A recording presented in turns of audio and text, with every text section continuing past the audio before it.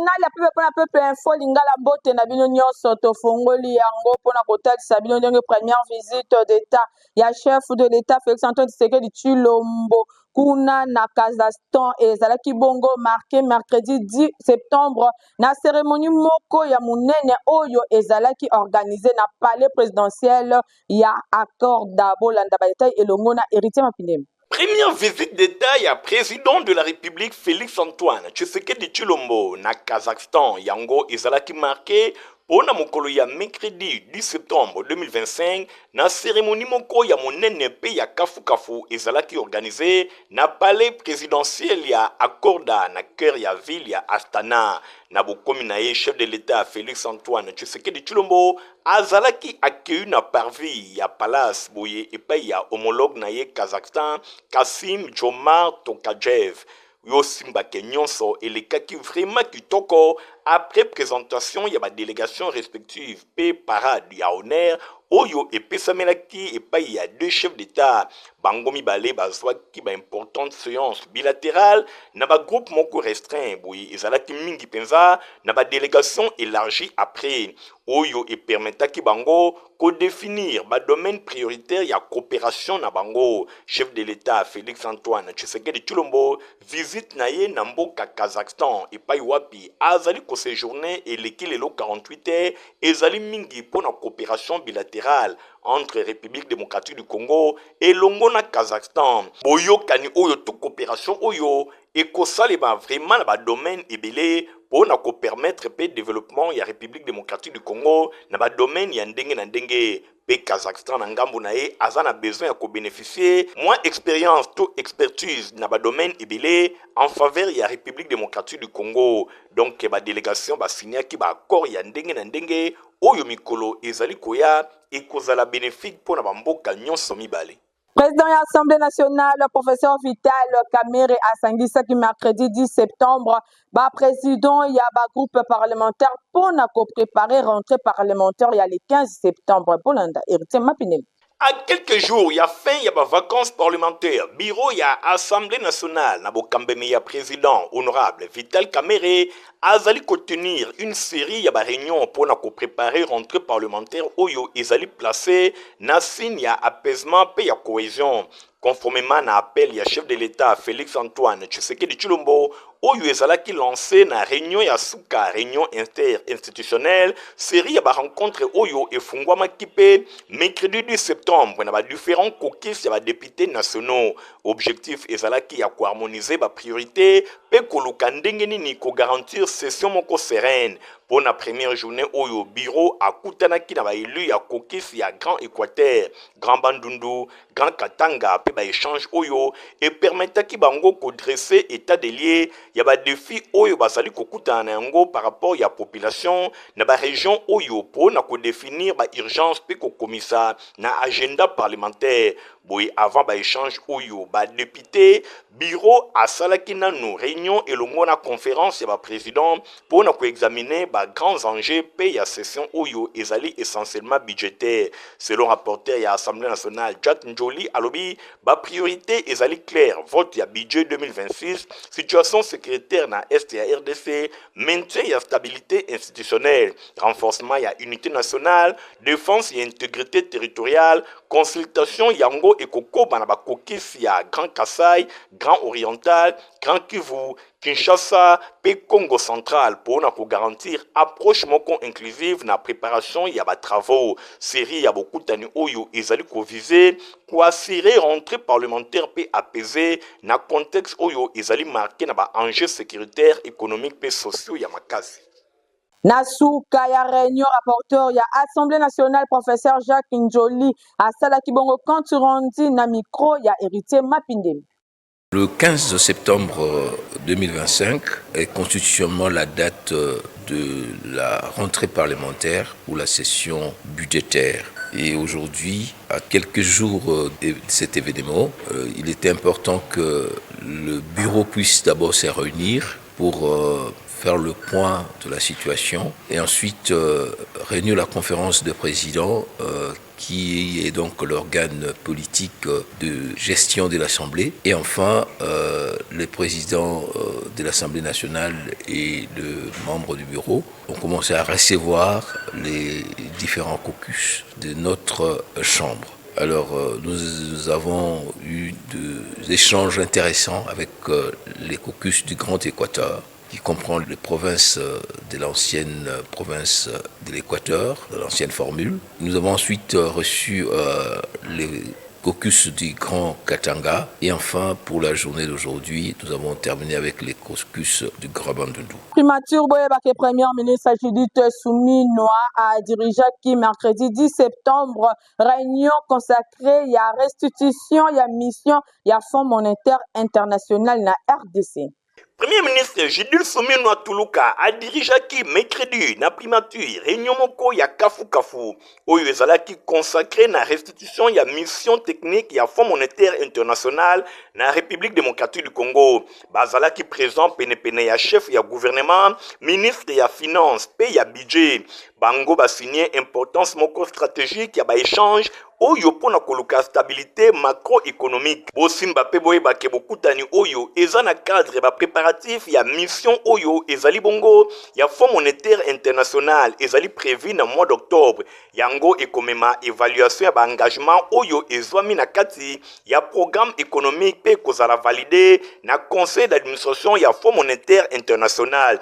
Chef ya mission ya FMI pona RDC Calixte Aokposiye expliquaki objectif ya mosala oyo alobi tozali awa na cadre ya mission technique pona ko préparer mission ya revue objectif pona kosangisa ba information nyonso oyo ezali nécessaire pona ko évaluer ba engagement oyo ezomaki na programme ezalaki adopté na juin et août koleka na bokutani oyo FMI akumisi résilience pe économie congolaise malgré contexte international oyo ezala ba défi interne ebele oyo mboka esengeli e faire face na yango. Selon Calixte alobi croissance oyo esengelaki e atteindre 5,5% mvula oyo boye na inflation bongo ezalaki ya 25% ezali au moins 2 ans eza na BSP esengelaki etikala na barre ya 8% d'ici fin de l'année. Amélioration oyo ezali kotalisa impact ya ba réforme oyo etami en place malgré progrès oyo FMI pe gouvernement congolais bazali ko reconnaître importance to ba défi ya malonga oyo ezwami na mboka. Réunion oyo octobre et ko permettre ko évaluer na profondeur makasi état ya avancement ya programme économique oyo ezali conclu entre RDC na FMI. Pona Judith Suminwa collaboration oyo ezali kotalisa volonté ya gouvernement ya kotombo la gestion moko ya makasi ya ba finance publique pe ko répondre na ndenge ya malamu na ba attente ya population na contexte moko ezali marqué na ba priorité sécuritaire pe sociale ya malonga activité économique résiliente oyo pe ya ba réforme structurelle en cours. RDC azali kozela ko démontrer capacité à ko conjuguer développement économique, discipline budgétaire pe progrès social. Chef ya gouvernement Judith Suminwa assisté qui mardi 9 septembre na rencontre sportive entre Léopard ya RDC na Balion ya Sénégal. Le premier ministre a regretté makasi ba acte ya vandalisme oyo et salemaki na stade de Martyr. Nathalie Kaila azaki kuna na compte info lingala. Le gardien de l'Al-Ahly, Yohan Wissa qui inscrit son 8e but avec les Léopards de la RDC. Qui vient. Mardi 9 septembre, na stade de Martyr de la Pentecôte, ezalaki théâtre, ya beaucoup d'animoko ya makasi entre ba Léopard ya République démocratique du Congo contre ba Lion ya Teranga ya Sénégal na présence ya Premier ministre Judith Suminwa Tuluka oyo ayaki pona ko encourager équipe nationale. Chef ya gouvernement a témoigné ki soutien na ye moko makasi epai ya ba joueur pona sport na botungi identité collective ya mboka. Malgré détermination ya engagement ya ba Léopard oyo babandaki rencontre oyo malamu kasi bamenaki na score ya 2-0. RDC apolaki finalement na 2-3 liboso ya équipe ya Sénégal. Kasi eloko moko nanu ezali perdu te pamba te RDC akoki lisusu kozala qualifié pour la Coupe du Monde 2026 pe ko faire vibrer peuple oyo nyonso bazali ko croire na ba Léopard. kasi aregretaki makasi ba acte ya vandalisme oyo esalemaki epai ya basupporters mosusu bayokaki kanda babuki bakiti ya stade de martyr de la Pentecôte pe installation ya ndenge na ndenge. Pona madame Judith Suminwa Tuluka alobi ba incident oyo ezali kokende na rencontre ya véritable mission ya sport oyo ezali bongo vecteur ya unité pe ya paix na mboka na biso. Sport lelo eza na cœur ya soft power congolais, ezali pe lolenge moko na musique monde ya culture ndenge tozali ko se retrouver na ba talent ya ndenge na ndenge na RDC au cœur ya Afrique. Ezali bongo ba succès ya ba léopard to ya rumba ya République démocratique du Congo. Chaque performance sportive to pe culturelle ezali ko renforcer notoriété ya mboka pe ezali ko fédérer na population. Ba infrastructure sportive ezali bongo ba édifice moko ya utilité publique kasi yango ezwami na kati ya patrimoine commun kobuka to kobebisa yango ezali eloko moko ya malamu te. Jeunesse congolaise et ensemble ba supporters esengeli basala preuve ya civisme même tangu ya défaite bazala capable ya kobongolisa passion na bango na énergie moko positive pe constructive. En octobre avec de l'enjeu. Allez, peut-être une nouvelle occasion sénégalaise avec ce centre en retrait. Kaka na masolo ya primature bosengeli koyeba ke premier ministre Judith Suminwa akordaki en audience délégation ya fondation de femmes et sciences technologiques engineering pe match bolanda bataille elongo na héritier Mapindemi. Premier ministre Judith Suminwa Tuluka accordaki audience na délégation moko ya fondation de femmes de sciences technologie engineering maths boye na kati ya masolo na bango plateforme oyo batiaki en lumière génie créateur ya ba femme pe ba jeune fille oyo esengeli na secteur ya science technologie engineering pe maths ba présenter na haute na bango marque ya logette intelligente oyo bango ba inventé mingi penza epai ya Priska Makila na restitution Clarisse Falanga présidente ya fondation oyo a remercié chef ya gouvernement pour accompagnement na ye en faveur ya basi na ba domaine ya science technologie engineering pe mathématiques boye pona ba secteur oyo ezali parsemé na ba stéréotype mythe oyo ezali kolobela marginalisation mingi penza to ba pression moko sociétale oyo ezali kobebisa intelligence ya basi. Audience oyo ezalaki accordé epai ya premier ministre etalisi principalement accompagnement ya projet crucial oyo logette intelligente pe lisusu présentation ya ba différents panels ya ba invention oyo ezali produit na génie de femmes na République démocratique du Congo. Selon madame Falanga chef ya gouvernement azalaki bongo impressionné na ba fruit ya qualité ya mosala oyo bango ba produit. Ba femme ya science ya technologie na République démocratique du Congo ba s'engager pour accompagner fondation femme STEM boye na tina wana projet ya logette intelligente oyo ezali pona kofungola chapitre ya sika na ba différents domaines pe na ba projet nyonso innovant. Logette intelligente ekozala disponible dès le 18 septembre ezali koya na inventrice na yango Priska Makila a présenté ba avantage ebele oyo œuvre na ye ezali kotalisa pe impact oyo ekozala na yango na quotidien ba ménage nyonso na mboka. Premier ministre atalisi besoin oyo logette intelligente eye ko répondre ezali nanu kosilisa problème ya ba délestage au lieu ya ko délester quartier mobimba toza na possibilité ya ko réduire puissance ya chaque ménage na kotika yango na strict minimum pour na ko permettre bango batala juste télévision as pe bazala na lumière oyo ko permettre bango na sima et garder ville mobimba ezala éclairé pe lisusu logette intelligente oyo ekozala disponible auprès ya distributeur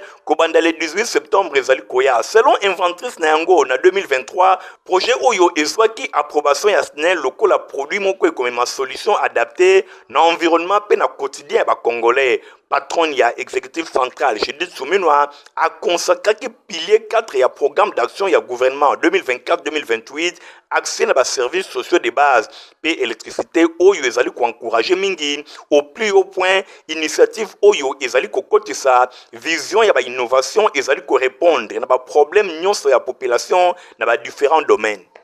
Dans son mosusu osengeli koyeba ke vice premier ministre pe ministre ya économie nationale Daniel Mukoko Samba elongo na délégation na ya FMI balobelaki mingi penza perte pe manque à gagner na oyo etali bongo structure ya ba prix héritier Mapindemi Fabrice Lundombe. Biso République démocratique du Congo toza na oba bengi un programme économique na Fonds monétaire international. Programme wana esengaka na mbula moko balami balé bato ya Fonds monétaire bayaka po batala ndenge nini tozotambusa makambo toyokanaki na bango. Eloko nini totalaka mingi na kati ya programme wana na Fonds monétaire international ya liboso ezali likambo ya mbongo franc congolais talo nango na dollar bomoni ndenge na nsato si tolekisi mbula moko esi etelemi po yango soki ezali komata ematisaka mpe biloko. Eloko mosusu batalaka mingi ezali likambo ya finance ya mboka ndenge mbongo ekotaka na trésor na ndenge mbongo ebimaka. Sikoyo eloko nini ememaka bango awa na ministère ya économie ezali makambo mibale. Ya liboso ezali oyo babengi subvention pétrolière ndenge gouvernement azwa mikano ya kokitisa talo ya essence ya mazout po bato basomba yango na talo ya kokita. Mais boyeba ke subvention wana esalemaka mingi l'État esika l'État lingaki azwa mwa taxe l'État alobi taxe wana na longoli po talo eki. Mais kolongola taxe wana ezali kokitisa mosolo eza kokota na kesi ya l'État. Nde likambo liboso bango balingaka mingi kotala. Ya mibale ndenge tobongisaka talo ya essence mazout mwa pesa ngai te yozwa oyo ezalaka na kati ya l'État na ba société oyo batekaka ba produit wana nde oyo tozobenga manque à gagner.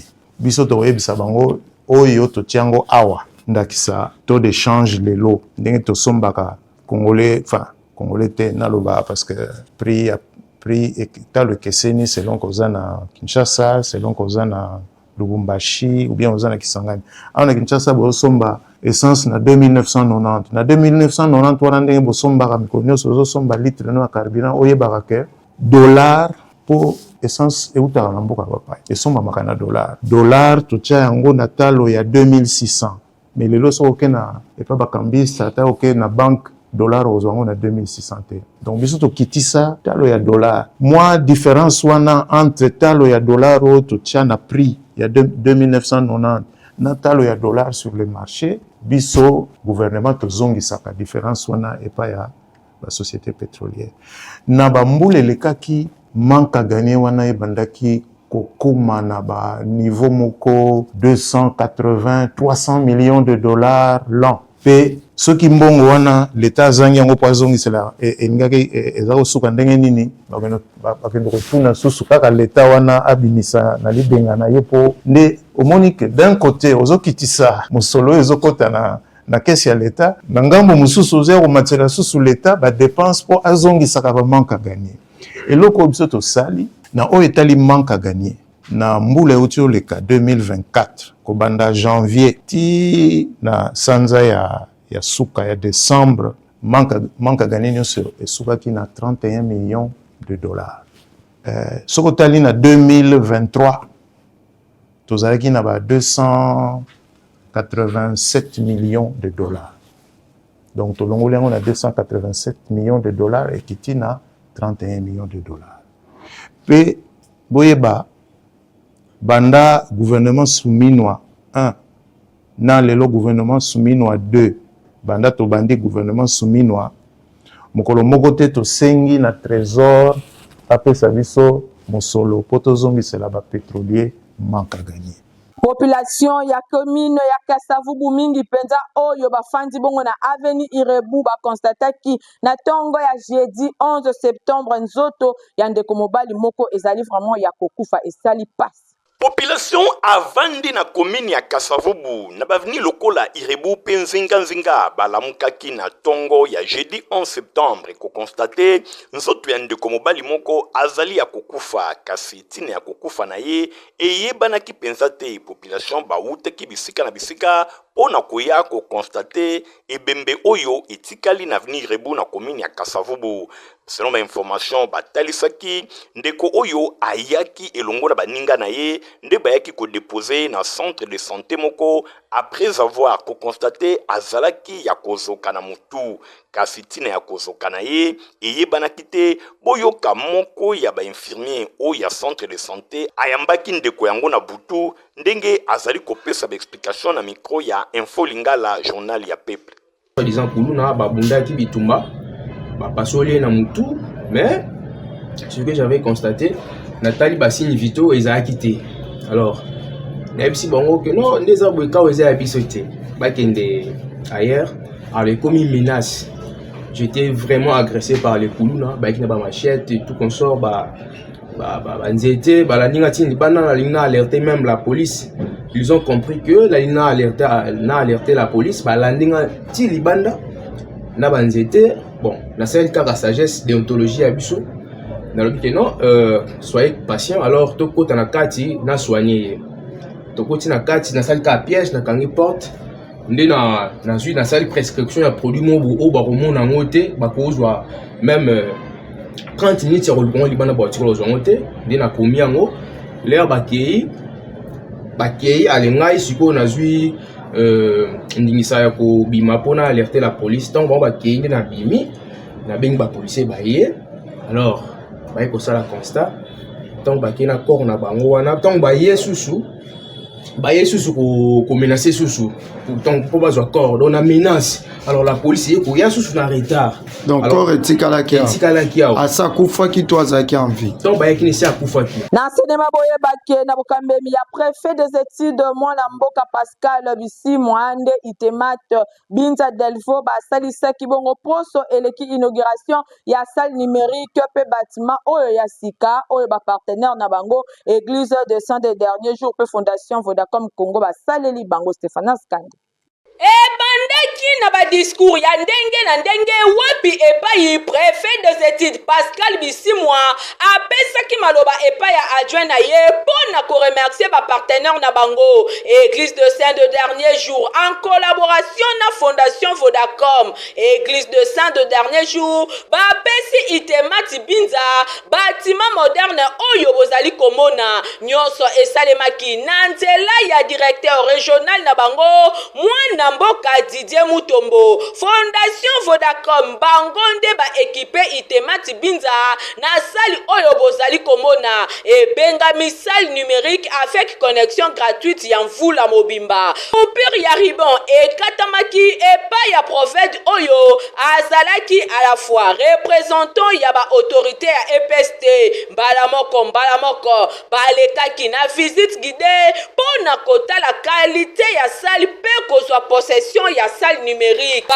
élève désormais na Itemat Binza ba kotanga na ba condition ya kitoko accroissement ya capacité d'accueil bana ba koti na accès à nouvelle technologie denge moko ya ba élève à lobby so école technique tout ça pour ça il y a numérisation tout ça pour ça il y a on taper la technologie afin que biso tout ba congolais tout ça interconnecté biso tout pe tout ça na ba cours p en ligne et tout cela sera vraiment les apena kito pour na biso nyonso ba congolais pe pour na biso pe bana ya Itemat Binza ista moko ya ba administratif mama Sylvie Mitonga atalisaki esengola bango esengoza vraiment makasi mingi moyen ko lakisa moyen ko exprimer ngo zate bene ça il vraiment tout na kata motema komona ba bâtiment wa sika tozui ozo répondre à la standard international oui pour permettre que bana na biso bazo formation de qualité batanga na ba conditions ya bien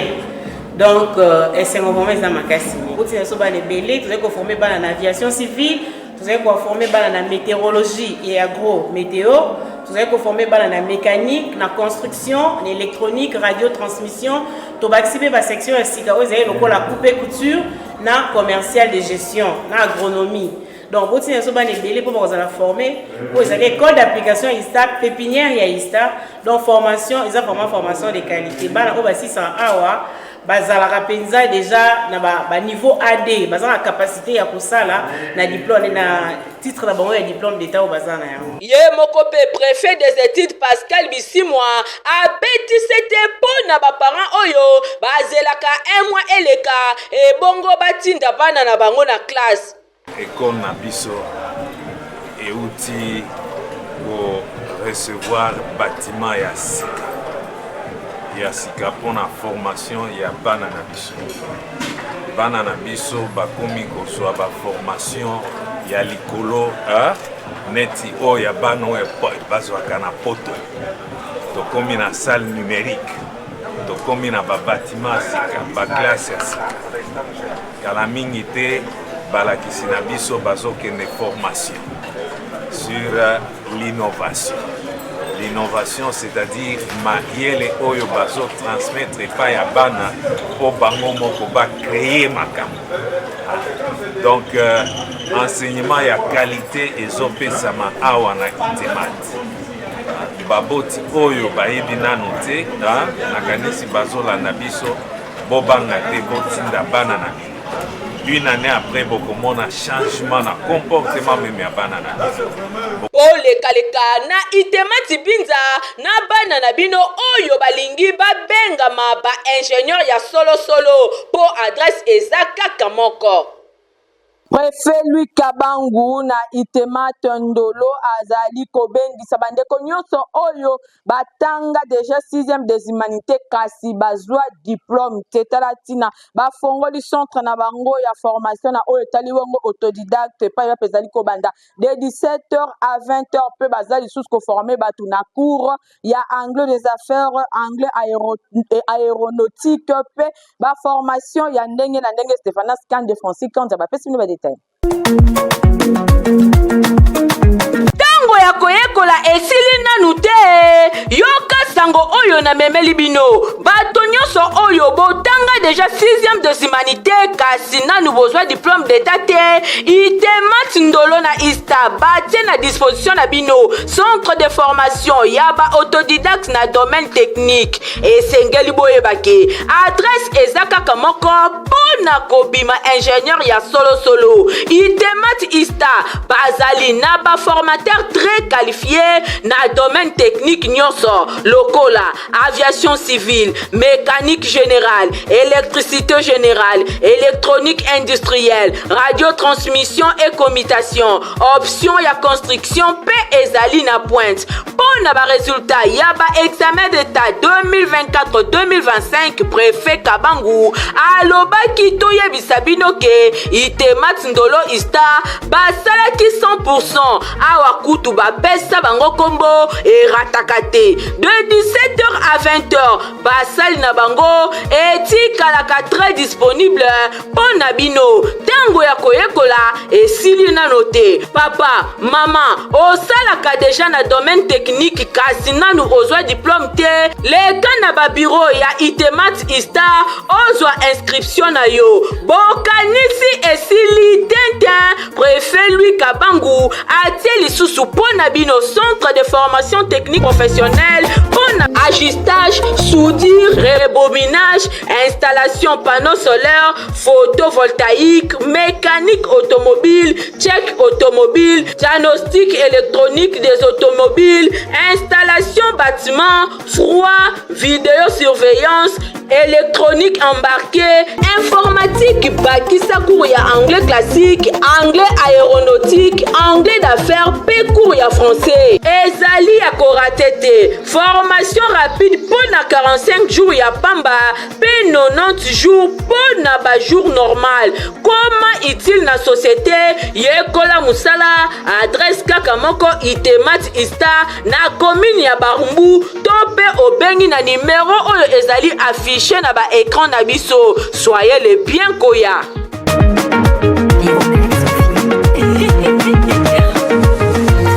Tu vas pesa potopota kitoko même yo mukolo pe okoki komela yango. Protivap encore et toujours. Oyo mama bituna tuna ayeba kateti rero apesa mwana ye bire. Ebe na santé kitoko boye. Olesaka ye nini? Aliaka Protivap. Soka ba mama nyonso batimbe ya Protivap potopoto kitoko pona ba bébé pro. Mama soma ye. Mwana na ngai depuis abanda kolia akoli boye. Aliaka kaka Protivap. Protivap. Protéines, vitamines, énergie. Azama yele na classe abelaka belaka te alimbaka te. Ba maman, félicitations na bokoneri bana. Protivap, facile à digérer et nourrissant. Ezana, protéines, vitamines et énergie. Hey, bébé na yo kitoko ninyo esakai. Ba ba ingakango, santé kitoko nzoto makasi. Matemi disa, mama de samana. Sukana mbimbi. Protivap pour bébé pro. Tozana na communiqué ya Metelsat par rapport ya débit en vula awa na ville province ya Kinshasa na Grand Bandundu pe na Congo central ya bolanda yango na bokebu nyonso elongo na héritier Mapindem. Metelsat a informé public que date moyenne pour la début de la saison de pluie à Wanaville à Kinshasa ezali bongo le 12 septembre ezali pe na paramètre ya dispersion il y a plus ou moins 8 jours. Ba date extrême pour la effectivité il y a saison de pluie à Wanaville à Kinshasa ezali entre le 5 et le 20 septembre 2025 oyo ezali koya. Pour la province ya Congo central, date moyenne ezali prévue le 18 septembre 2025 pe ezana marge moko ya dispersion ya 8 jours. Pour la province ya Grand Bandundu, yango ezali prévu le 8 septembre. Kasi ezali na écart moko ya une semaine et un jour. Et sengeli bosimba ke tendance pour la saison oyo ezali bongo banvula moko normal yango ekobanda na mois d'octobre.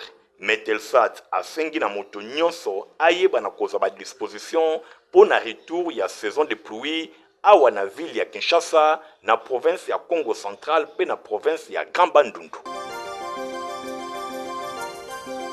En tout cas, eloro nini esilaka te info lingala ya jeudi 11 septembre yango yo ekomi na suka soki bosepelaki nango bopesa merci bongo na Igan Ntingo azalaki na sima caméra montage esimamaki na Christian Kengebeni pe Fabrice Lundombi journal appelé pour la peuple ezaka supervisé et pas héritier mapine bandeko boti kala malam. Au revoir.